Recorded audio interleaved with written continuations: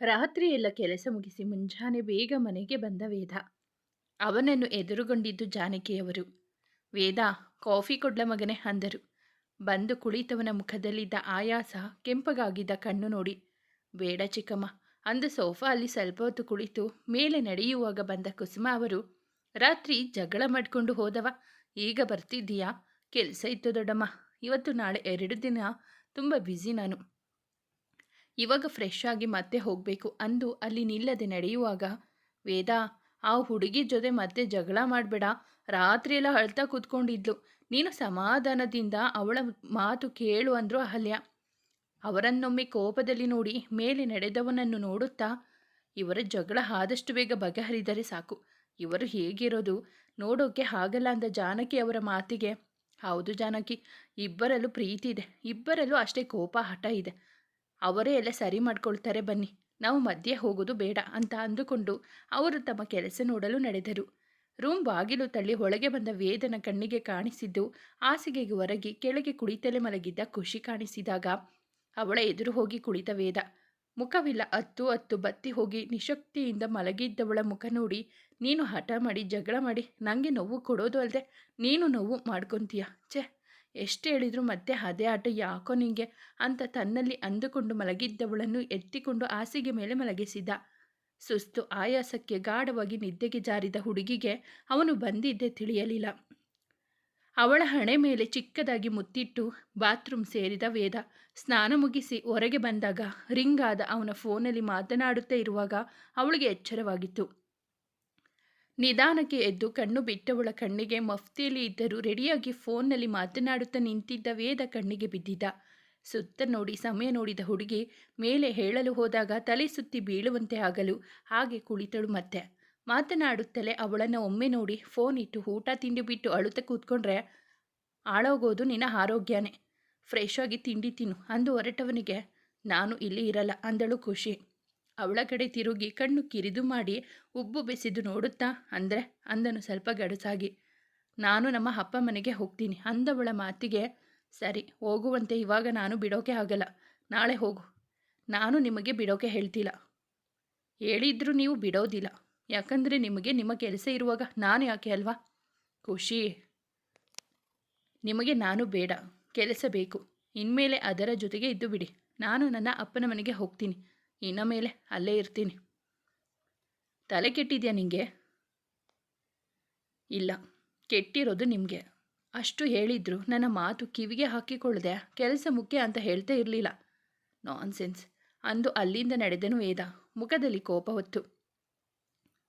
ನಾನು ನಿಜಾನೇ ಹೇಳ್ತಿದ್ದೀನಿ ವೇದ ಎಂದವಳೆ ಅವನ ಹಿಂದೆ ಹೆಜ್ಜೆ ಹಾಕಿ ಹೇಳಿದಾಗ, ಪದೇ ಪದೇ ಒಂದೇ ಮಾತು ಹೇಳ್ತಾ ಕೂತ್ಕೊಳ್ಳೋಕೆ ನನಗೆ ಟೈಮ್ ಇಲ್ಲ, ನಾನು ಕೆಲಸ ಬಿಡಲ್ಲ, ಆ ಮಾತು ಬಿಟ್ಟು ನೀನು ಕೆಲಸ ನೋಡ್ಕೊ, ಮತ್ತೆ ನಾನು ಆ ವಿಷಯದ ಬಗ್ಗೆ ಮಾತಾಡಲ್ಲ, ನನ್ನ ಜೊತೆ ಇರೋ ಹಾಗಿದ್ರೆ ಇರು, ಇಲ್ಲ ಅಂದರೆ ಹೋಗ್ತಾ ಇರು. ಕೋಪದಲ್ಲಿ ಜೋರಾಗಿ ನುಡಿದಾಗ ಮನೆ ಮಂದಿಯೆಲ್ಲ ಒಬ್ಬೊಬ್ಬರೇ ಆಚೆ ಬಂದಿದ್ದರು. ವೇದ, ಸ್ವಲ್ಪ ಸಮಾಧಾನದಿಂದ ಮಾತಾಡೋ, ನೀವು ಯಾರು ಮಧ್ಯೆ ಮಾತಾಡೋದು ಬೇಡ, ನಿಮ್ಮ ಕೆಲಸ ನೀವು ನೋಡ್ಕೊಳ್ಳಿ ಅಂದಾಗ ಎಲ್ಲರೂ ಬಾಯಿ ಮುಚ್ಚಿದರು. ಮತ್ತೆ ಹೋಗ್ತೀನಿ ಹಾಗೆ ಹೀಗೆ ಅಂದರೆ ಸರಿ ಇರಲ್ಲ, ಹೋಗಿ ಕೆಲಸ ನೋಡ್ಕೊ. ಅವಳೆಡೆ ತಿರುಗಿ ಗಟ್ಟಿಯಾಗಿ ನುಡಿದಾಗ, ನಿಮಗೆ ಕೆಲಸ ತಾನೇ ಮುಖ್ಯ, ನಾನು ಇಲ್ಲ ಅಂದರೆ ನಿಮಗೇನು ಬೇಜಾರಾಗಲ್ಲ ಅಲ್ವಾ? ರಿಷಿ ಅಂತ ಜೋರಾಗಿ ಕೂಗಿದಾಗ ರೂಮ್ ಬಳಿ ನಿಂತಿದ್ದವ ಮೆಟ್ಟಿಲ ಬಳಿ ಬಂದು ಏನು ಅಂದಿದ್ದ ಮೆಲ್ಲಗೆ. ನಿಮ್ಮ ಅತ್ತಿಗೆ ಅವರ ಅಪ್ಪನ ಮನೆಗೆ ಹೋಗ್ತಾಳಂತೆ, ಅವಳಿಗೆ ಡ್ರಾಪ್ ಮಾಡು ಅಂದು ಅಲ್ಲಿ ನಿಲ್ಲದೆ ಹೊರಗೆ ನಡೆದು ಮನೆ ಮುಂದೆ ನಿಂತಿದ್ದ ಅವನ ಜೀಪೇರಿ ನಡೆದವನ ಕೋಪ ಕ್ಷಣದಿಂದ ಕ್ಷಣಕ್ಕೂ ಹೆಚ್ಚುತ್ತಲೇ ಇತ್ತು. ಖುಷಿ, ಏನಿದೆಲ್ಲ ಅಂದವರ ಮಾತಿಗೆ ಅಳುತ್ತಾ ರೂಮ್ ಸೇರಿದವಳೆ ತನ್ನ ಒಂದೆರಡು ಬಟ್ಟೆ ಪ್ಯಾಕ್, ಫೋನ್ ಎಲ್ಲ ಜೋಡಿಸಿಟ್ಟು ರೆಡಿಯಾಗಿ ನಿಂತಳು. ಅವಳ ಬಳಿ ಬಂದ ತನ್ನ ಅತ್ತೆಯಂದಿರನ್ನು ನೋಡಿ, ನಾನು 1-2 ದಿನ ಅಪ್ಪನ ಮನೆಗೆ ಹೋಗ್ತೀನಿ ಅಂದವಳನ್ನು ಎಲ್ಲ ಗಾಬರಿಯಿಂದ ನೋಡಿದರು.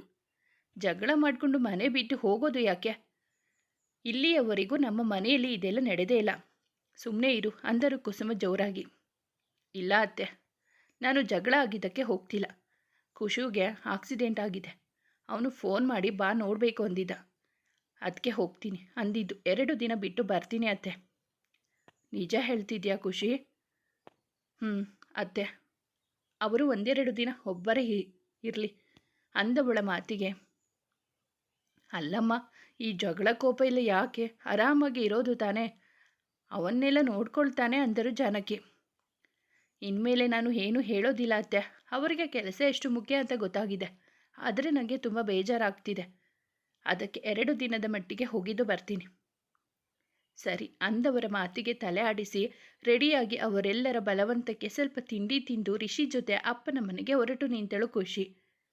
ಇದೆಲ್ಲ ಇನ್ನೂ ಎಲ್ಲಿಗೆ ಹೋಗಿ ಮುಟ್ಟುತ್ತೋ ಅಂದ ಕುಸುಮ ಅವರ ಮಾತಿಗೆ ಎಲ್ಲರೂ ಯೋಚನೆಗೆ ಬಿದ್ದರು. ಜೀಪ್ನಲ್ಲಿ ಸೀಟ್ಗೆ ಹಿಂದಕ್ಕೆ ಹೊರಗಿ ಕುಳಿತವನ ಕಣ್ಣಂಚು ಒದ್ದೆ ಆಗಿದ್ದು ಅಂತೂ ಸತ್ಯ. ಅವನಿಗೆ ದುಡುಕಿದೆ ಅಂತ ಮನಸ್ಸು ಪ್ರತಿ ಸಲ ಇಳಿದಾಗ ಕೋಪದ ಕೈಗೆ ಬುದ್ಧಿ ಕೊಟ್ಟೆ ಅಂತೆನಿಸಿದರೂ ಅವಳ ಹಠ ಮಾತು ನೋವು ನೀಡಿತು. ಯಾವಾಗಲೂ ಹೀಗೆ ಮಾಡ್ತೀಯ ಬಂಗಾರಿ, ನೀನು ನಾನು ಎಷ್ಟು ಬಿಡಿಸಿ ಹೇಳಿದರೂ ಅರ್ಥ ಮಾಡಿಕೊಳ್ಳೋದಿಲ್ಲ. ನನಗೆ ಕೋಪ ಬರೋ ಥರ ನಡ್ಕೊಳ್ತೀಯ ಅಂತ ಅನ್ನುತ್ತಾ ಯೋಚಿಸುತ್ತಾ ಕುಳಿತವನನ್ನು ಎಚ್ಚರಿಸಿದ್ದು ಡ್ರೈವರ್. ಸರ್ ಅಂತ ಕರೆದವನ ಧ್ವನಿಗೆ 2 ಕೈಯಿಂದ ಮುಖ ಮುಚ್ಚಿಕೊಂಡು ಕಣ್ಣುಗಳನ್ನು ಒರೆಸಿಕೊಂಡು ಒಂದು ನಿಟ್ಟುಸಿರು ಬಿಟ್ಟವನೇ ಅವನದ್ದೇ ಗತ್ತಿನಲ್ಲಿ ಕೆಳಗೆ ಇಳಿದು ತನ್ನ ಕರ್ತವ್ಯದಲ್ಲಿ ಮುಳುಗಿದ. ತನ್ನ ತವರು ಮನೆಯ ಮುಂದೆ ರಿಷಿ ಜೊತೆ ಬಂದು ಬೈಕ್ನಿಂದ ಇಳಿದ ಖುಷಿ, ರಿಷಿ ಒಳಗೆ ಬಾ ಅಂದು ಹಿಂತಿರುಗಿದವಳಿಗೆ, ಅತ್ತಿಗೆ ನೀವು ವಾಪಸ್ ಬರೋದು ಅಂತ ಅಲ್ಲೇ ನಿಂತು ಕೇಳಿದ ರಿಷಿ.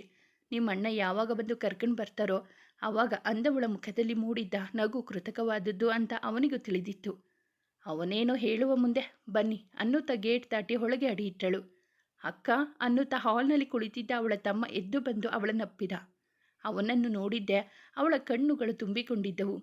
ತಡೆದಷ್ಟು ಕಣ್ಣುಗಳು ತುಂಬಿ ಬರಲು ಅವನನ್ನು ಸ್ವಲ್ಪ ಹೊತ್ತು ಅಪ್ಪಿಕೊಂಡು ತಲೆ ಸವರುತ್ತ ನಿಂತಳು ಖುಷಿ.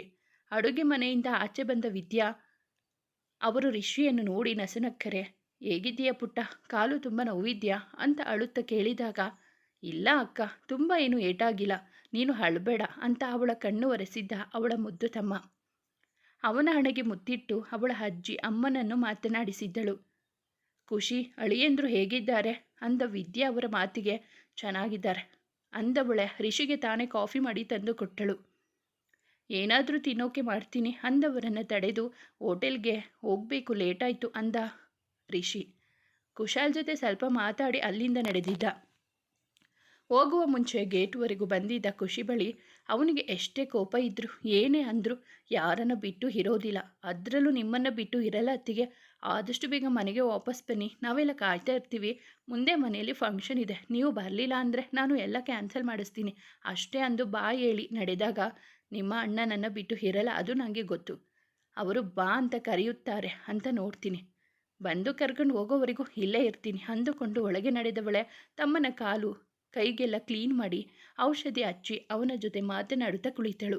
ಒಂದೇ ಊರಲ್ಲಿ ಇದ್ದರೂ ಅಪರೂಪಕ್ಕೆ ಮನೆಗೆ ಬಂದ ಮಗಳ ಜೊತೆ ಮಾತನಾಡುತ್ತಾ ಅವಳ ಗಂಡನ ಮನೆ ಬಗ್ಗೆ ವಿಚಾರಿಸಿಕೊಳ್ಳುತ್ತಾ ಮಧ್ಯಾಹ್ನದ ಅಡುಗೆ ಮಾಡಿದರು ವಿದ್ಯಾ ಅವರು. ಅಕ್ಕನ ಮಡಿಲಿನಲ್ಲಿ ತಲೆ ಇಟ್ಟು ಮಲಗಿದ್ದ ಕುಶಾಲ್ ತನ್ನ ಸ್ನೇಹಿತರ ಬಾಯಲ್ಲಿ ಕೆಲವೊಂದು ವಿಡಿಯೋದಲ್ಲಿ ಅವನು ನೋಡಿದ ಅವನ ಭಾವನ ಬಗ್ಗೆ ಹೊಗಳಿಕೆಯನ್ನು ಅವಳ ಮುಂದೆ ಹೇಳುತ್ತಿದ್ದ. ವೇದನನ್ನು ಬಾಯಿ ತುಂಬ ಹೊಗಳುತ್ತಿದ್ದ ತಮ್ಮನ ಮಾತಿಗೆ ಕಿವಿಯಾಗಿ ಅಲ್ಲಿ ಕುಳಿತರೂ ಅವಳ ಮನಸ್ಸು ಮಾತ್ರ ಅವನಿಂದೇ ಹೋಗಿತ್ತು. ನಾನು ಮಾತನಾಡಿದ್ದು ತಪ್ಪೆ, ಅಷ್ಟೆಲ್ಲ ಮಾತಾಡಿ ಅವರಿಗೆ ನೋವು ನೀಡುವ ಬದಲು ಸ್ವಲ್ಪ ಸಮಾಧಾನದಿಂದ ಇರಬೇಕಿತ್ತೇನೋ ಅಂತ ಅಂದುಕೊಂಡವಳ ಮನಸ್ಸು ಸ್ವಲ್ಪ ಹೊತ್ತಿಗೆ ಉಲ್ಟಾ ಹೊಡೆದಿತ್ತು. ಅಷ್ಟು ಹೇಳಿದ್ರು ಸಮಾಧಾನಕ್ಕಾದರೂ ಅಂತ ಒಪ್ಪಿದಿದ್ರೆ ನಾನು ಸುಮ್ಮನೆ ಆಗ್ತಿದ್ದೆ. ಅದು ಬಿಟ್ಟು ಕೋಪ ಮಾಡಿಕೊಂಡ್ರೆ ನನಗೆ ಬೈದರೆ ಎಲ್ಲ ತಪ್ಪು ನಾನೇ ಮಾಡಿದ್ದು ಅಂದರೆ ನನಗೆ ನೋವಾಗಲ್ವಾ? ಅವರ ಒಳ್ಳೆಯದಕ್ಕಲ್ವಾ ನಾನು ಹೇಳಿದ್ದು? ಅವರು ಯಾಕೆ ಕೋಪ ಮಾಡ್ಕೋಬೇಕಿತ್ತು? ಅವಳ ಜೊತೆ ಮನಸ್ಸು ಮತ್ತು ಬುದ್ಧಿವಾದಕ್ಕೆ ಬಿದ್ದಿತ್ತು. ಅಕ್ಕ, ಭಾವ ಯಾವಾಗ ಬರ್ತಾರೆ ಅಂತ ಕೇಳುತ್ತಿದ್ದ ತಮ್ಮನ ಮಾತಿಗೆ ಎಚ್ಚೆತ್ತು, ಗೊತ್ತಿಲ್ಲ ಖುಷು, ಅವರು ಬ್ಯುಸಿ ಅಂದವಳೆ ಅವರೆಲ್ಲರ ಜೊತೆ ನಗುತ್ತಾ ಊಟ ಮುಗಿಸಿದಳು. 2 ದಿನದಿಂದ ಸರಿಯಾಗಿ ಊಟ ಮಾಡಿಲ್ಲ, ಅದಕ್ಕೆ ಸುಸ್ತು ಆಯಾಸ ಅಂತ ಅಂದುಕೊಂಡವಳೆ ತಮ್ಮನಿಗೆ ಕೈತುತ್ತು ತಿನ್ನಿಸುತ್ತಾ ತಾನು ಊಟ ಮುಗಿಸಿದ್ದಳು, ಅದು ಅರೆ ಹೊಟ್ಟೆಗೆ. ಊಟ ಮಾಡಿ ತನ್ನ ಅಜ್ಜಿ ಅಮ್ಮನ ಜೊತೆ ಮಾತನಾಡುತ್ತಾ ವಂದನ ರಿಷಿ ಮದುವೆ ಬಗ್ಗೆ ತನ್ನ ಅತ್ತೆಯರ ಅಲ್ಲಿನ ಕೆಲವೊಂದು ವಿಷಯ ಎಲ್ಲ ಹೇಳುತ್ತಾ ಕುಳಿತ ಖುಷಿ ಜಗಳ ಆಗಿದ್ದು ಮಾತ್ರ ಹೇಳಲಿಲ್ಲ. ಖುಷಿ, ಅಳಿಯಂದ್ರು ಹೇಗೆ? ನಿನ್ನ ಗಂಡ ನಿನ್ನ ಚೆನ್ನಾಗಿ ನೋಡ್ಕೊಳ್ತಾರಾ ಅಂತ ತಾಯಿ ಮಾತಿಗೆ, ಅಮ್ಮ ಅವರು ತುಂಬ ಒಳ್ಳೆಯವರು, ನಾನಂದರೆ ತುಂಬ ಪ್ರೀತಿ ಅಂದು ಅವನ ಪ್ರೀತಿ ನೆನೆದು ಕುಳಿತಾಗ ತನ್ನ ಕೆಲಸವನ್ನೆಲ್ಲ ಮುಗಿಸಿ ಸ್ಟೇಷನ್ನಲ್ಲಿ ಬಂದು ಕುಳಿತ ವೇದ ಅವನ ಮುಂದೆ ಫೈಲ್ ತಂದಿಟ್ಟ ಸಂಜುನ ಕಡೆ ಏನು ಅನ್ನುವಂತೆ ನೋಟ ಬೀರಲು ಕೇಸ್ ಬಗ್ಗೆ ಡೀಟೇಲ್ಸ್ ಹೇಳುತ್ತಿದ್ದವನ ಮಾತಿನ ಕಡೆ ಅಷ್ಟು ಗಮನ ಕೊಡದೆ 2 ಟೀ ತರಿಸಿ ಕುಡಿಯುತ್ತಾ ಕುಳಿತರು. ಏನಾಯ್ತು ವೇದ, ಒಂಥರ ಇದೆಯಾ? ನಿನ್ನ ಖುಷಿ ಮಧ್ಯೆ ಜಗಳ ಆಗಿತ್ತು ಅಂದಿದ್ದೆ, ಇನ್ನೂ ಸರಿಯಾಗಿಲ್ವಾ? ಏನು ಸರಿ ಆಗೋದು? ಅವಳು ಅವರ ಅಪ್ಪನ ಮನೆಗೆ ಹೋಗ್ತೀನಿ ಅಂದ್ಲು, ಅದಕ್ಕೆ ಬೈದು ಬಂದೆ. ಯಾಕೆ? ಹೋಗಿ ಬರಲಿ ಬಿಡು. ಬರಲ್ಲ ಅಂತೆ ಕಣೋ, ನನ್ನ ಮೇಲೆ ಸಿಟ್ಟು ಮಾಡಿಕೊಂಡು ಹೋಗ್ತಿದ್ದಾಳೆ ಮನೆ ಬಿಟ್ಟು. ಖುಷಿ ಹಾಗೆಲ್ಲ ಹೋಗೋದಿಲ್ಲ. ಏನೋ ನಿನ್ನ ಮೇಲಿನ ಕೋಪಕ್ಕೆ ಹೋಗಿ 2 ದಿನ ಇದ್ದು ಬರ್ತಾಳೆ ಅಷ್ಟೆ. ಹೌದು, ನೀನು ಯಾಕೆ ಬೈದಿದ್ದು? ಹೋಗ್ತೀನಿ ಅಂದಿದ್ದಕ್ಕೆ ಸಿಟ್ಟು ಬಂತು, ಅದಕ್ಕೆ ಬೈದೆ. ಕೆಲಸ ಬಿಡು ಅನ್ನೋ ಮಾತು ಬಿಟ್ಟು ಬೇರೆ ಏನು ಹೇಳು ಕೇಳ್ತಿಲ್ಲ. ಅದು ಮಾತ್ರ ಕೇಳಬೇಡ ಅಂತ ಎಷ್ಟು ಹೇಳಿದ್ರು ಮತ್ತೆ ಅದೇ ಹಠ. ಅವಳಿಗೆ ಹಠ ಅಲ್ಲ, ಭಯ. ನಿಂಗೆ ಏನಾಗುತ್ತೋ ಅಂತ ಭಯ. ವೇದ, ನಿಂಗೆ ನೀನು ಸೇಫಾಗಿರ್ತೀಯಾ, ಏನು ಆಗಲ್ಲ ಅನ್ನುವ ಕಾನ್ಫಿಡೆಂಟ್ ಇದೆ. ಆದರೆ ಹೆಂಡತಿಯಾದವಳಿಗೆ ಗಂಡನೇ ಎಲ್ಲ. ಅವನ ಪ್ರಾಣಕ್ಕೆ ಅಪಾಯ ಅಂದಾಗ ಅವರು ನೋವು, ಹಠ, ಕೋಪ ಎಲ್ಲ ಜಗಳದ ಮೂಲಕ ತೋರಿಸ್ತಾರೆ. ಐ ಥಿಂಕ್ ನೀನು ಸ್ವಲ್ಪ ಕೋಪ ಕಡಿಮೆ ಮಾಡಿಕೊಂಡು ಮಾತಾಡಿ ಅವಳಿಗೆ ಸಿಚುವೇಶನ್ ಅರ್ಥ ಮಾಡಿಸಿದ್ರೆ ಅವಳ ಭಯ ಕಡಿಮೆ ಆಗೋದು. ನಿನ್ನ ಕೋಪ, ಅವಳ ಹಠ ಇಬ್ಬರು ಚೆನ್ನಾಗಿದ್ದೀರಾ. ನಾನು ಕೋಪ ಎಷ್ಟು ಕಂಟ್ರೋಲ್ ಮಾಡ್ಕೊತಿದ್ದೀನಿ ಗೊತ್ತಾ? ಎಷ್ಟು ಸಲ ಹೇಳಿದ್ರು ಮತ್ತೆ ಪದೇ ಪದೇ ಅದೇ ಮಾತಾಡ್ತಾಳೆ. ಸರಿ ಬಿಡು, ಇವಾಗ ಮನೆಗೆ ಹೋಗಿ ಸ್ವಲ್ಪ ಕೂಲಾಗಿ ಮಾತಾಡು. ನನ್ನ ತಂಗಿಗೆ ನಿನ್ನ ಮೇಲೆ ಹೆವಿ ಲವ್ ಕಣಪ್ಪ, ಅದಕ್ಕೆ ನಿನ್ನ ಹತ್ರ ಎಲ್ಲದಕ್ಕೂ ಜಗಳ ಆಡೋದು. ಅವನನ್ನು ಒಮ್ಮೆ ಗುರಾಯಿಸಿದ ವೇದನಿಗೆ ಮಚ, ಪ್ರೀತಿ ಇರೋ ಕಡೆ ಈ ಜಗಳ, ಕಿತ್ತಾಟ, ಪೊಸಿಸಿವ್ನೆಸ್ ಎಲ್ಲ ಕಾಮನ್ ಅಲ್ವಾ ಅಂದ ಅವನು ಅಲ್ಲಿಂದ ಎದ್ದು ಹೊರಗೆ ನಡೆದಿದ್ದ. ಅವಳು ಅವರ ಅಪ್ಪನ ಮನೆಗೆ ಹೋದ್ಲಾ ಇಲ್ವಾ? ಸ್ವಲ್ಪ ಯೋಚಿಸಿದವನೇ ರಿಷಿಗೆ ಕಾಲ್ ಮಾಡಿದ. ಹಲೋ ಅಂದ ರಿಷಿ ಬಳಿ. ಏನೋ ಮಾಡ್ತಿದ್ಯಾ ಅಂದ ವೇದ ಎಂದಿನಂತೆ. ರೆಸ್ಟೋರೆಂಟ್ನಲ್ಲಿ ಇದ್ದೀನಿ. ಯಾಕೆ? ನಿಮ್ಮ ಅತ್ತಿಗೆ ಏನು ಮಾಡ್ತಿದ್ಲು? ಅವಳು ಹೋಗಿರೋದಿಲ್ಲ, ಸುಮ್ಮನೆ ಹೇಳಿರ್ತಾಳೆ ಅಂದುಕೊಂಡು ಕೇಳಿದ. ಅವರನ್ನು ಆಗಲೇ ಡ್ರಾಪ್ ಮಾಡಿ ಬಂದೆ. ಅಂದರೆ ಅವರ ಅಪ್ಪನ ಮನೆಗೆ ಹೋದ್ಲಾ? ನೀನೇ ಹೇಳಿದೆ ತಾನೇ ಬಿಟ್ಟು ಬಾ ಅಂತ. ಅವರು ರೆಡಿಯಾಗಿದ್ದರು, ಡ್ರಾಪ್ ಮಾಡಿ ಬಂದೆ. ವೇದ, ಇವಾಗ ಯಾಕೆ ನೀವು ಜಗಳ ಮಾಡ್ಕೊಂಡಿದ್ದು? ಅತ್ತಿಗೆ ಯಾಕೆ ಹೋಗಿದ್ದು? ಜಗಳ ಏನಿಲ್ಲ, ಸುಮ್ಮನೆ ಹೀಗೆ ಚಿಕ್ಕ ವಾದ ಮಾಡಿಕೊಂಡಿದ್ದು ಅಷ್ಟೆ. ಅವಳು ಏನೋ ಹೇಳಿದ್ಲು, ನಾನು ಸ್ವಲ್ಪ ಜೋರು ಮಾಡಿದೆ. ಅವರ ತಮ್ಮನಿಗೆ ಆಕ್ಸಿಡೆಂಟ್ ಆಗಿದೆ ಅಂದಿದ್ಲು, ನೀನು ನೋಡಿದ್ಯಾ? ಮಾತಾಡ್ಸಿದ್ಯಾ? ಕಣೋ, ಕಾಲಿಗೆ ಸ್ವಲ್ಪ ಏಟಾಗಿದೆ, ಬ್ಯಾಂಡೇಜ್ ಮಾಡಿದ್ರು, ಮಾತಾಡಿಸಿ ಬಂದೆ. ಓಕೆ ಬಾಯ್ ಅಂದವನಿಗೆ ವೇದ, ಅತ್ತಿಗೆನ ಯಾವಾಗ ಕರ್ಕೊಂಡು ಬರ್ತೀಯಾ? ನೀವಿಬ್ಬರು ಹೀಗಿದ್ರೆ ನೋಡೋಕೆ ಆಗಲ್ಲ. ಪ್ಲೀಸ್ ಬೇಗ ಅವರನ್ನು ಕರ್ಕೊಂಡು ಬಾರೋ, ಫಂಕ್ಷನ್ಸ್ ಹತ್ರ ಬರ್ತಿದೆ, ಮರಿಬೇಡ. ಸರಿ ರಿಷಿ, ಹೋಗಿದ್ದಾಳೆ, ಬರ್ತಾಳೆ ಬಿಡು. ನೀನೇನು ಬೇಜಾರಾಗ್ಬೇಡ. ನನ್ನ ಅವಳ ಜಗಳ ಹೊಸದೇನಲ್ಲ. ಇಬ್ಬರು ಕಿತ್ತಾಡೋದು, ಒಂದಾಗೋದು ಕಾಮನ್. ಅವಳು ನನ್ನ ಬಿಟ್ಟು ಇರಲ್ಲ, ಬೇಗ ಬರ್ತಾಳೆ. ನೀನು ಹೋಗಿ ಕರ್ಕೊಂಡು ಬರೋವರೆಗೂ ಅವರು ಬರಲ್ಲ ಅಂತೆ. ಯಾರು ಹೇಳಿದ್ದು? ಅತ್ತಿಗೇನೆ. ನಿಮ್ಮ ಅಣ್ಣ ಬಂದು ಕರ್ಕೊಂಡು ಬರೋವರೆಗೂ ನಾನು ಬರಲ್ಲ ಅಂತ ಹೇಳಿದರು. ಸರಿ, 2 ದಿನ ಅಪ್ಪನ ಮನೇಲಿ ಇರಲಿ, ಆಮೇಲೆ ಹೋಗಿ ಕರ್ಕೊಂಡು ಬರ್ತೀನಿ. ಫಂಕ್ಷನ್ಸ್ಗೆ ಮನೆಯಲ್ಲಿ ಇರ್ತಾಳೆ, ಡೋಂಟ್ ವರಿ. ಓಕೆ ಸರಿ ಎಂದು ಕಾಲ್ ಕಟ್ ಮಾಡಿದ. ಹೋಗೋದಿಲ್ಲ ಅಂತ ಅಂದ್ಕೊಂಡಿದ್ದೆ, ಹೋಗಿದ್ದೀಯಾ? ಅಲ್ಲದೆ ನಾನು ಬಂದು ಕರ್ಕೊಂಡು ಬರಬೇಕಾ? ಮೊದಲಿಂದಲೂ ನಿಂದು ಇದೇ ಗಾಂಚಲಿ ಆಯಿತು ಅಂದುಕೊಂಡವನ ಯೋಚನೆ ಅವಳನ್ನು ಮೊದಲು ಭೇಟಿ ಮಾಡಿದ್ದು ನೆನೆದಿತ್ತು. 2 ದಿನ ಅಷ್ಟೇ ಇರೋದು ನಮ್ಮ ಆ್ಯನಿವರ್ಸರಿಗೆ ಅಂತ ತಿಳಿದಿದ್ದೆ. ಅಷ್ಟರಲ್ಲಿ ನಿನ್ನ ಜೊತೆ ಮಾತಾಡಿ ಎಲ್ಲ ಕ್ಲಿಯರ್ ಮಾಡ್ಕೊಳ್ತೀನಿ ಅಂದುಕೊಂಡನು ವೇದ. ನಾವು ಅಂದುಕೊಂಡಂತೆ ಆದರೆ ಸಮಯಕ್ಕೆ ಎಲ್ಲಿ ಬೆಲೆ? ಇದ್ದಾಗಲೇ ಎಲ್ಲರ ಭಾವನೆ, ಪ್ರೀತಿಗೆ ಬೆಲೆ ಕೊಡಬೇಕು, ಕಳೆದುಕೊಂಡ ಮೇಲಲ್ಲ. ಮಾತನಾಡಬೇಕು ಅಂತ ಅಂದುಕೊಂಡವನಿಗೆ ಗೊತ್ತಿಲ್ಲ ಅವಳನ್ನು ಶಾಶ್ವತವಾಗಿ ಕಳೆದುಕೊಳ್ಳುವಂಥ ಪರಿಸ್ಥಿತಿ ಬರಬಹುದು ಅಂತ. ಸಂಜೆಯವರೆಗೂ ಮಲಗಿದ್ದ ಅಕ್ಕ ತಮ್ಮನನ್ನು ಎಚ್ಚರಿಸಿದ್ದು ರಿಂಗಾದ ಕುಶಾಲ ಮೊಬೈಲ್. ಮನಸ್ಸು ತಡೆಯದೆ ತನ್ನವಳ ಬಗ್ಗೆ ತಿಳಿಯಲು ಫೋನ್ ಮಾಡಿದ ವೇದ.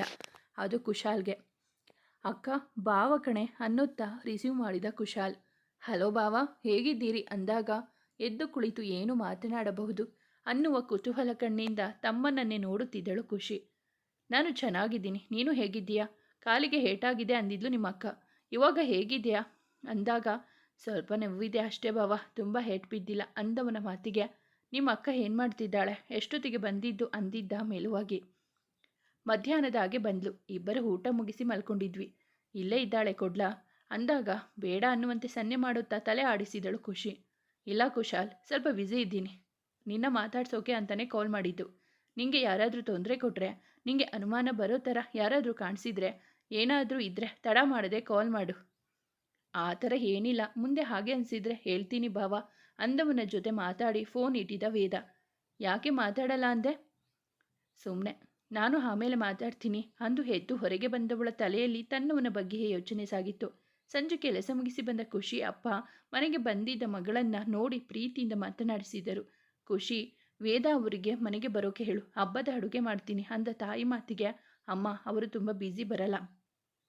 ಬಂದಾಗಿಂದ ಫೋನ್ ಮಾಡಿದ್ದೇ ನೋಡಿಲ್ಲ, ಕಾಲ್ ಮಾಡಿ ಮಾತಾಡಿ ಬರೋಕೆ ಹೇಳೆ, ತುಂಬ ದಿನ ಆಯಿತು ಬಂದಿಲ್ಲ ಅಂದರು ಖುಷಿ ಅಮ್ಮ. ಖುಷಿ, ಅಳಿಯಂದಿರನ್ನ ಕರಿಯಮ್ಮ, ಇವತ್ತು ಇಲ್ಲೇ ಇದ್ದು ನಾಳೆ ಬೇಕಿದ್ದರೆ ಇಲ್ಲಿಂದಾನೆ ಡ್ಯೂಟಿಗೆ ಹೋಗಲಿ. ಅವಳ ಅಪ್ಪ ಕೂಡ ಹಾಗೆ ಹೇಳಿದಾಗ ಅವಳೇನು ಹೇಳದೆ ಸುಮ್ಮನೆ ಕುಳಿತಿದ್ದಳು. ಫೋನ್ ಮಾಡೆ ಅಂದರು. ಮಾಡದ ಮಗಳನ್ನು ನೋಡಿ, ರೀ ನೀವೇ ಫೋನ್ ಮಾಡಿ ಕರೀರಿ ಅಂದರು ವಿದ್ಯಾ. ಹಾಂ ಅಂದು ಅವರು ಫೋನ್ ಮಾಡುವ ಮೊದಲೇ, ಅಪ್ಪ ಅವರಿಗೆ ಯಾರು ಫೋನ್ ಮಾಡಿ ಮನೆಗೆ ಕರಿಬೇಡಿ, ನೀವು ಕರೆದ್ರೆ ಅವರು ಬರಬಹುದು, ಆದರೆ ಅವರೇ ಮನಸ್ಸಿನಿಂದ ಒಪ್ಪಿ ಬರಲಿ. ಅಂದರೆ ನಾವು ಕರೆದ್ರೆ ಅವರು ಇಷ್ಟಪಟ್ಟು ಬರಲ್ವಾ? ಅದು ಹಾಗಲ್ಲ ಅಮ್ಮ, ಅವರಿಗೆ ಯಾವಾಗ ಬರಬೇಕು ಅನಿಸುತ್ತೋ ಆವತ್ತೇ ಬರಲಿ. ಆಗ ನಿಮಗೆ ಬೇಕಾದಷ್ಟು ಅಡುಗೆ ಸ್ವೀಟ್ ಮಾಡಿ ತಿನ್ನಿಸು, ಆದರೆ ನೀವು ಯಾರೂ ಕರಿಬೇಡಿ ಅಷ್ಟೇ. ಯಾಕೆ ಅಂದರು ಅವಳಪ್ಪ. ಸುಮ್ಮನೆ ಅಪ್ಪ. ಖುಷಿ, ಕಾರಣ ಹೇಳು. ಏನಿಲ್ಲ ಅಂದೆ ತಾನೇ, ಅದು ಯಾವಾಗ ಅವರೇ ಬರ್ತಾರೋ ಬರಲಿ. ವಿದ್ಯಾ, ಫೋನ್ ಕೊಡು, ನಾನು ಅವರ ಹತ್ರ ಮಾತಾಡ್ತೀನಿ. ಬೇಡಪ್ಪ. ಯಾಕೆ? ಸರಿಯಾಗಿ ಬಾಯಿ ಬಿಟ್ಟು ಹೇಳು. ಅವಳೇನು ಹೇಳದೆ ಸುಮ್ಮನೆ ನಿಂತಾಗ, ಖುಷಿ ಯಾಕೆ ಸುಮ್ಮನಾದೆ? ವೇದ ಅವರ ಹತ್ರ ಜಗಳ ಮಾಡಿಕೊಂಡು ಬಂದಿದ್ದೀಯೇನೆ, ಮಾತಾಡೆ. ಅವಳು ಇದ್ದಕ್ಕಿದ್ದ ಹಾಗೆ ಬಂದಿರೋದು ನೋಡಿದರೆ ನನಗೆ ಅದೇ ನಿಜ ಅನಿಸುತ್ತೆ ವಿದ್ಯಾ. ಅಪ್ಪ, ನಾನು ಬಂದಿದ್ದು ಖುಷಿ ನೋಡೋಕೆ, ಆದರೆ ಜಗಳ ಮಾಡಿಕೊಂಡಿರೋದು ನಿಜಾನೇ. ಯಾಕೆ ಖುಷಿ, ನಿಂಗೆ ಸುಮ್ಮನೆ ಇರೋಕೆ ಆಗಲ್ವಾ? ಯಾಕೆ ಜಗಳ ಮಾಡಿಕೊಂಡೆ? ನಿನ್ನ ಮಗಳೇ ಏನಾದರೂ ಮಾಡಿರ್ತಾಳೆ, ಅವಳ ಬಾಯಿ ಇರೋದೇ ಹಾಗಲ್ವಾ? ಅಪ್ಪ, ನಾನೇನು ತಪ್ಪು ಮಾಡಿಲ್ಲ. ಜಗಳ ಆಗಿದ್ದು ಎಲ್ಲ ಅವರ ಕೆಲಸದಿಂದ. ಅಂದರೆ ಅವನ ಕೆಲಸದಿಂದ ಆಗಿರೋ ಒಂದೆರಡು ತೊಂದರೆಗಳನ್ನು ಅಷ್ಟೇ ಹೇಳಿ ಆ ರೌಡಿ ಫೋನ್ ಮಾಡಿ ವೇದನೆಗೆ ತೊಂದರೆ ಕೊಡ್ತೀವಿ ಅನ್ನುವಂತೆ ಬೆದರಿಕೆ ಹಾಕಿದ್ದನ್ನು ಹೇಳಿ ಅವರಿಬ್ಬರು ಅದಕ್ಕೆ ವಾದ ಮಾಡಿ ಜಗಳ ಮಾಡಿಕೊಂಡು ಹೇಳಿದಾಗ ಗೊತ್ತಿತ್ತು ನಿನ್ನಿಂದಾನೇ ಏನಾದರೂ ಒಂದು ಸಮಸ್ಯೆ ಆಗಿರುತ್ತೆ ಅಂತ. ಅಪ್ಪ, ಎಲ್ಲ ಹೇಳಿದ ಮೇಲೂ ನನ್ನದೇ ತಪ್ಪು ಅಂತಿದ್ದೀರಾ? ಮತ್ತೆ ಇನ್ನೇನು ಮಾಡಬೇಕಿತ್ತು? ಅವರು ಎಷ್ಟು ನಿಷ್ಠಾವಂತ ಅಧಿಕಾರಿ, ಎಂಥ ಸ್ಟ್ರಿಕ್ಟ್ ಆಫೀಸರ್ ಅಂತ ನಿಮಗೆ ಗೊತ್ತಿಲ್ವಾ? ಹೊರಗಿನ ಜನರನ್ನು ಕಾಪಾಡಿಕೊಳ್ಳುವ ಅವರಿಗೆ ಮನೆಯವರನ್ನು ನೋಡಿಕೊಳ್ಳೋದು ಕಷ್ಟನಾ? ನಿಮಗೆ ಅದು ಅರ್ಥ ಆಗಲಿಲ್ವಾ? ಹೌದು ಖುಷಿ, ನಿಮ್ಮ ಅಪ್ಪ ಹೇಳ್ತಿರೋದು ನಿಜ. ಹೆಂಡತಿಯಾಗಿ ಗಂಡನ ಕೆಲಸಕ್ಕೆ ಅವರ ಪ್ರತಿಯೊಂದು ನಡೆಗೆ ನಿನ್ನ ಸಹಕಾರ ಇರಬೇಕು ಕಣೆ. ನೀನೇ ಅವರಿಗೆ ವಿರೋಧ ಮಾಡಿದರೆ ಅವರಿಗೆ ಬೇಜಾರಾಗಲ್ವಾ? ಅವರನ್ನು ಟಿ ವಿಲಿ ಒಮ್ಮೊಮ್ಮೆ ನೋಡಿದಾಗ ಅದೆಷ್ಟು ಹೆಮ್ಮೆ ಆಗುತ್ತೆ ನಮ್ಮ ಹಳಿಯ ಅಂತ. ನಿಂಗೆ ಅವರ ಕೆಲಸದ ಮೇಲೆ ಎಂಥದ್ದೇ ಬೇಸರ? ಅಮ್ಮ, ಅವರ ಕೆಲಸ ಅವರ ನಿಷ್ಠೆ ನನಗೆ ಗೊತ್ತಿದೆ, ಆದರೆ ಅವರ ಜೀವಕ್ಕೆ ಅಪಾಯ ಅಂದರೆ ಬುದ್ಧಿ ಇಲ್ಲದವಳ ಥರ ಮಾತಾಡಬೇಡ ಖುಷಿ. ದೊಡ್ಡ ಕೆಲಸದಲ್ಲಿ ಸತ್ಯದ ಹಾದಿಯಲ್ಲಿ ಇದ್ದವರಿಗೆ ಇಂಥ ಬೆದರಿಕೆ ಎಲ್ಲ ಮಾಮೂಲಿ. ಅವರ ತಲೆ ಕೆಡಿಸಿಕೊಳ್ಳದೆ ಎಲ್ಲ ನೋಡ್ಕೊಳ್ತೀನಿ ಅಂದಾಗ ನೀನು ಯಾಕೆ ಅಷ್ಟು ವಾದ ಮಾಡೋಕೆ ಹೋದೆ? ಅಪ್ಪ, ಮಾತಾಡಬೇಡ ಖುಷಿ. ನಿನ್ನ ಹಠ, ಕೋಪ, ನಿನ್ನ ಮಾತು ಎಲ್ಲ ಸ್ವಲ್ಪ ಕಂಟ್ರೋಲಲ್ಲಿ ಇಟ್ಕೊ ಅಂತ ನಾನು ಎಷ್ಟು ಹೇಳಬೇಕು ನಿನಗೆ? ನಿನ್ನ ದುಡುಕು ಬುದ್ಧಿಯಿಂದ ಅವರ ಹತ್ರ ಜಗಳ ಮಾಡಿಕೊಂಡು ಇಲ್ಲಿಗೆ ಬಂದಿದ್ಯಾ? ಮೊದಲೇ ಹೇಳಿದ್ದೆ ತಾನೆ ಜಗಳ ಮಾಡಿಕೊಂಡು ಇಲ್ಲಿಗೆ ಬರಬೇಡ ಅಂತ. ಅಂದರೆ ನಾನು ಮನೆಗೆ ಬಂದಿರೋದೇ ತಪ್ಪು ಅನ್ನೋ ಥರ ಹೇಳ್ತಿದ್ದೀರಾ ಅಪ್ಪ? ಮದುವೆಯಾದ ಮೇಲೆ ಹೆಣ್ಣು ಮಕ್ಕಳು ಗಂಡನ ಜೊತೆ ತವರಿಗೆ ಬಂದರೆ ಅವರಿಗೆ ಒಂದು ಬೆಲೆ ತಿಳ್ಕೊ. ಗಂಡನ ಬಿಟ್ಟು ಬಂದರೆ ಇರೋ ಪ್ರೀತಿ ಬೆಲೆನೂ ಕಳ್ಕೊಬೇಕಾಗುತ್ತೆ. ನನಗೆ ಗೊತ್ತೇ ಇರಲಿಲ್ಲ ಅಪ್ಪ, ನಾನು ಹುಟ್ಟಿ ಬೆಳೆದ ಮನೆಗೆ ಮದುವೆಯಾದ ಮೇಲೆ ನಾನು ಒಬ್ಬಳೆ ಬರೋದು ತಪ್ಪಾಗುತ್ತೆ ಅಂತ. ಇವಾಗ ಗೊತ್ತಾಯಿತು ನೋಡಿ. ಅಳಿಯನ ಜೊತೆ ಅಷ್ಟೇ ಈ ಮನೆಗೆ ಬಾ ಅಂತ ನೀವು ಮೊದಲೇ ಹೇಳಿದಿದ್ರೆ ನಾನು ಬರ್ತಾನೆ ಇರಲಿಲ್ಲ ಅಲ್ವಾ? ಕಣ್ಣು ತುಂಬಿಕೊಂಡು ನುಡಿದ ಮಗಳನ್ನು ನೋಡುತ್ತಾ, ಖುಷಿ, ನಿಮ್ಮ ಅಪ್ಪ ಹೇಳಿದ್ದು ಆಗಲ್ಲ ಕಣೆ. ಮನೆ ಮಗಳು ಗಂಡನ ಜೊತೆ ಬಂದರೆ ನಮಗೂ ನೋಡೋಕೆ ಖುಷಿಯಾಗುತ್ತೆ ಅಲ್ವಾ? ಅದಕ್ಕೆ ಹಾಗೆ ಹೇಳಿದ್ದಾರೆ ಅಷ್ಟೇ. ನೀನು ನೊಂದ್ಕೊಂಬೇಡ. ನಾನು ನಿಮ್ಮ ಅಪ್ಪನ ಹತ್ರ ಅಳಿಯಂದ್ರ ಹತ್ರ ಮಾತಾಡಿ ಬರೋಕೆ ಹೇಳ್ತೀವಿ. ಬೇಡಮ್ಮ, ನಾನು ಅವರ ಹತ್ರ ಜಗಳ ಮಾಡಿಕೊಂಡು ಬಂದಿರೋದು ನಿಜ, ಆದರೆ ಇಲ್ಲೇ ಇರೋಕೆ ಬಂದಿಲ್ಲ. ಒಂದೆರಡು ದಿನ ಇಲ್ಲಿ ಇದ್ದು ಹೋಗೋಕೆ ಅಂತ ಬಂದಿದ್ದು ಅಷ್ಟೇ. ಆದರೆ ನನಗೆ ಗೊತ್ತೇ ಆಗಲಿಲ್ಲ ನನಗೆ ಈ ಮನೆಗೆ ಬರೋ ಅಧಿಕಾರ ಇಲ್ಲ ಅಂತ. ಹೇಳಿದ್ದಕ್ಕೆ ತಪ್ಪು ತಿಳ್ಕೊಂಡು ಮಾತಾಡೋದು ಮೊದಲು ಬಿಡು. ನೀನು ಇಲ್ಲಿ ಬಂದು ಕೂತ್ಕೊಂಡ್ರೆ ಯಾರಿಗಾದರೂ ಇದು ಗೊತ್ತಾದರೆ ಏನಂತಾರೆ ಗೊತ್ತಾ ನಿನಗೆ? ಅದಕ್ಕೆ ಹೇಳಿದ್ದು. ಇದು ನಮ್ಮ ಮನೆ ಮರ್ಯಾದೆ ಪ್ರಶ್ನೆ, ನೆನ್ಪಿಟ್ಕೊ. ನಿಮ್ಮ ಮನೆ ಮರ್ಯಾದೆ ಹೋಗುವಂಥದ್ದು ನಾನೇನು ಮಾಡಿಲ್ಲ ಅಪ್ಪ. ಖುಷು ಬಿದ್ದು ಏಟು ಮಾಡಿಕೊಂಡಿದ್ದು ತಿಳಿದು ಅವನನ್ನು ನೋಡಿಕೊಂಡು ಹೋಗೋಕೆ ಬಂದಿದ್ದು. ಈಗ ನೋಡಿದ್ದು ಆಯಿತು, ನಾಳೆ ಹೋಗ್ತೀನಿ ಬಿಡಿ. ನಾಳೆಯವರೆಗೂ ಇಲ್ಲಿ ಇರೋದು ಇಷ್ಟ ಇಲ್ಲ ಅಂದರೆ ಹೇಳಿ, ಇವಾಗಲೇ ಹೋಗ್ತೀನಿ. ಖುಷಿ, ಹುಚ್ಚುಚ್ಚಾಗಿ ಏನೇನೋ ಮಾತಾಡಬೇಡ. ಈ ಕತ್ತಲಲ್ಲಿ ಹೋಗು ಅಂದಿಲ್ಲ ನಿಂಗೆ. ನಾಳೆ ಅಲ್ಲ ಅಂದರೆ ಇನ್ನೆರಡು ದಿನ ಇರು, ಆದರೆ ಅಳಿಯಂದಿರನ್ನು ಬರೋಕೆ ಹೇಳು ಅಂದಿದ್ದು. ಅವರಿಗೆ ನಾನು ಬರೋಕೆ ಹೇಳೋದಿಲ್ಲ. ಅವರು ಬಂದು ಕರೆಯುವವರಿಗೂ ಇಲ್ಲೇ ಇರೋಣ ಅಂದ್ಕೊಂಡೆ. ನಿಮಗೆ ಅದು ತೊಂದರೆ ಆಗುತ್ತೆ ಅಂದರೆ ನಾನೇ ಎಲ್ಲಿಗಾದರೂ ಯಾರ ಕಣ್ಣಿಗೂ ಕಾಣಿಸದಷ್ಟು ದೂರ ಹೋಗ್ತೀನಿ ಬಿಡಿ ಅನ್ನುತ್ತಾ ತನ್ನ ರೂಮ್ ಸೇರಿ ಬಾಗಿಲು ಹಾಕಿದ್ದವಳನ್ನು ನೋಡಿ, ಅಪರೂಪಕ್ಕೆ ಮನೆಗೆ ಬಂದಿರೋ ಮಗಳತ್ರ ಆಗ ಮಾತಾಡೋದು, ವೇದ ಹತ್ರ ನೀವೇ ಒಮ್ಮೆ ಮಾತಾಡಿ ಬರೋಕೆ ಹೇಳಿದರೆ ಆಗೋದು. ನಿನ್ನ ಮಗಳದ್ದು ಇದು ಏನು ಹೊಸದಲ್ಲ ವಿದ್ಯಾ. ಅವಳ ದುಡುಕು ಬುದ್ಧಿಯಿಂದ ಎಲ್ಲರ ಹತ್ರ ಜಗಳ ಮಾಡಿ ತೊಂದರೆ ಮೈ ಮೇಲೆ ಎಳೆದುಕೊಳ್ಳೋದು ಅವಳ ಹುಟ್ಟುಗುಣ. ಅದು ನಿನಗೂ ಗೊತ್ತಿರೋದೆ. ಇವಾಗ ಮತ್ತೆ ಶುರು ಮಾಡಬೇಡಿ, ಕೇಳಿಸಿಕೊಂಡ್ರೆ ನೊಂದ್ಕೊತಾಳೆ. ಮತ್ತೇನು ಮಾಡಲಿ, ಎಷ್ಟು ದೊಡ್ಡ ಮನೆತನ ಅವರದು. ಹೊಂದ್ಕೊಂಡು ಹೋಗೋಕೆ ಆಗದೆ 1 ವರ್ಷಕ್ಕೆ ಮನೆ ಬಿಟ್ಟು ಬಂದರೆ ಅವರಿಗೆಷ್ಟು ನೋವಾಗಿರಬೇಡ. ಅದು ಬಿಡು, ಅವಳ ಗಂಡ ಇರೋ ಕೆಲಸನೇ ಅಂಥದ್ದು. ಅದನ್ನು ಅರ್ಥ ಮಾಡಿಕೊಳ್ಳದೆ ಹೀಗೆಲ್ಲ ಆಡಿದರೆ ಅವರ ಹತ್ರ ಮುಂದೆ ಇವಳಿಗೆ ಬೆಲೆ ಇರುತ್ತಾ? ಏನೇ ಬಂದರೂ ಹೊಂದಿಕೊಂಡು ಹೋಗೋದೆ ಹೆಣ್ಣು ಮಕ್ಕಳ ಗುಣ ಅಲ್ವಾ? ನಿನ್ನ ಮಗಳಿಗೆ ಅದು ಇಲ್ವೇ ಇಲ್ಲ. ಸಾಕು, ಸುಮ್ಮನೆ ಆಗ್ತೀರಾ? ಅವಳಿಗೆ ಯಾವಾಗಲೂ ಅನ್ನೋದೇ ಮಾಡಿ. ಮೊದಲು ವೇದ ಅವರಿಗೆ ಫೋನ್ ಮಾಡಿ ನಾಳೆ ಬರೋಕೆ ಹೇಳಿ. ಅದು ಯಾವ ಅಮಾವಾಸ್ಯೆ ದಿನ ಅವಳಿಗೆ ಜನ್ಮ ನೀಡಿದ್ಯೋ. ನೀನು ಯಾವಾಗಲೂ ಹೀಗೆ ನಡ್ಕೊಳ್ತಾ ಇರ್ತಾಳೆ. ಛೇ, ಅಂದು ಅಲ್ಲಿಂದ ಎದ್ದು ನಡೆದರೆ ಅವಳಿಗೆ ಸಮಾಧಾನ ಹೇಳು ಅಂತ ಹೇಳಿದ ಅತ್ತೆಯ ಮಾತಿಗೆ ಖುಷಿ ಬಾಗಿಲು ತೆಗಿಯೇ, ಬಾರೆ ಊಟ ಮಾಡು ಅನ್ನಲು ನನಗೆ ಹಸುವಿಲ್ಲ ಬೇಡಮ್ಮ ಅಂದು ಅಲ್ಲಿಂದಲೇ ಹೇಳಿದ ಮಗಳ ಮಾತಿಗೆ ಕಂಬನಿ ಮಿಡಿದರು ವಿದ್ಯಾ. ಅಕ್ಕ ಬಾಗಿಲು ತೆಗಿಯೇ ಅಂತ ಎಷ್ಟೇ ಹೇಳಿದ್ರು ಕೇಳದೆ ಮುನಿದು ಕುಳಿತವಳಿಗೆ ಮನದ ನೋವಿಗೆ ಕಣ್ಣುಗಳು ಪದೇ ಪದೇ ತುಂಬಿ ಬರುತ್ತಿತ್ತು. ಎಲ್ಲರೂ ತನ್ನದೇ ತಪ್ಪು ಅಂತಾರೆ. ಅವರಿಗೆ ನನ್ನ ಭಯ ಅರ್ಥ ಆಗಲಿಲ್ಲ. ಇವರಿಗೆ ನನ್ನ ಪರಿಸ್ಥಿತಿ ಅರ್ಥ ಆಗಲಿಲ್ಲ. ಮಗಳು ಗಂಡನ ಮನೆಯಿಂದ ಅಪ್ಪನ ಮನೆಗೆ ಹೋದರೆ ಎಲ್ಲರೂ ಎಷ್ಟು ಖುಷಿ ಪಡ್ತಾರೆ. ಆದರೆ ನಾನು ಬಂದರೆ ನಮ್ಮ ಮನೆಯಲ್ಲಿ ಬೈತಾರೆ. ಎಲ್ಲ ನನ್ನ ಕರ್ಮ ಅಂದುಕೊಂಡು ಕುಳಿತವಳಿಗೆ ಮತ್ತಷ್ಟು ಬೇಸರ ಅವಳ ಅಪ್ಪನ ಮಾತಿಗೆ. ಗಂಡ ಆದವನು ಇದ್ದರೆ ಅಷ್ಟೇ ಹೆಣ್ಣಿಗೆ ಬೆಲೆ, ಇಲ್ಲ ಅಂದರೆ ಈ ನೋವು ಕಣ್ಣೀರು ತಪ್ಪಿದಲ್ಲ ಅಂದುಕೊಂಡು ಅಳುತ್ತಾ ಕುಳಿತಳು. ರಾತ್ರಿಯವರೆಗೂ ಅಳುತ್ತಾ ಕುಳಿತವಳ ಮನಸ್ಸು ಮತ್ತಷ್ಟು ನೊಂದಿತ್ತು. ಅಮ್ಮ ತಮ್ಮನ ಬಲವಂತಕ್ಕೆ ಬಂದು ಸ್ವಲ್ಪ ಊಟ ತಿಂದು ಮೇಲಿದ್ದಾಗ ಹತ್ತು ಆದ ಸುಸ್ತಿಗೆ ಹಾಲ್ನಲ್ಲಿ ತಲೆ ಸುತ್ತಿ ಕೆಳಗೆ ಬಿದ್ದಳು ಖುಷಿ ಅನ್ನುತ್ತಾ ಬಂದ ಅವಳಮ್ಮ ಅವಳನ್ನು ಮಡಿಲಿಗೆ ಎಳೆದುಕೊಂಡು ನೀರು ಚುಮುಕಿಸಿದಾಗಲೂ ಎಚ್ಚರ ಆಗದ ಮಗಳನ್ನು ನೋಡಿ ಕಣ್ಣು ತುಂಬಿಕೊಂಡರೆ ಅವಳನ್ನು ಕರೆದುಕೊಂಡು ಬಂದು ರೂಮ್ನಲ್ಲಿ ಮಲಗಿಸಿದರು ಅವಳ ತಮ್ಮ ಹಾಗೂ ಅಪ್ಪ. ಮುಂದುವರಿಯುವುದು. ಸ್ನೇಹಿತರೆ, ಈ ಕತೆ ನಿಮಗೆ ಇಷ್ಟವಾಗಿದ್ದರೆ ದಯವಿಟ್ಟು ಒಂದು ಲೈಕ್ ಮಾಡಿ, ನಮ್ಮ ಚಾನಲನ್ನು ಸಬ್ಸ್ಕ್ರೈಬ್ ಆಗಿ, ಪಕ್ಕದಲ್ಲಿರುವ ಬೆಲ್ ಬಟನ್ ಕ್ಲಿಕ್ ಮಾಡಿ. ನಿಮ್ಮ ಫ್ರೆಂಡ್ಸ್ ಆ್ಯಂಡ್ ಫ್ಯಾಮಿಲಿಗೆ ಈ ಕಥೆಯನ್ನು ಶೇರ್ ಮಾಡಿ. ನಿಮ್ಮ ಅನಿಸಿಕೆ ಅಭಿಪ್ರಾಯವನ್ನು ಕಾಮೆಂಟಲ್ಲಿ ತಿಳಿಸಿ. ಕಥೆಯನ್ನು ಕೇಳಿದ್ದಕ್ಕಾಗಿ ಧನ್ಯವಾದಗಳು.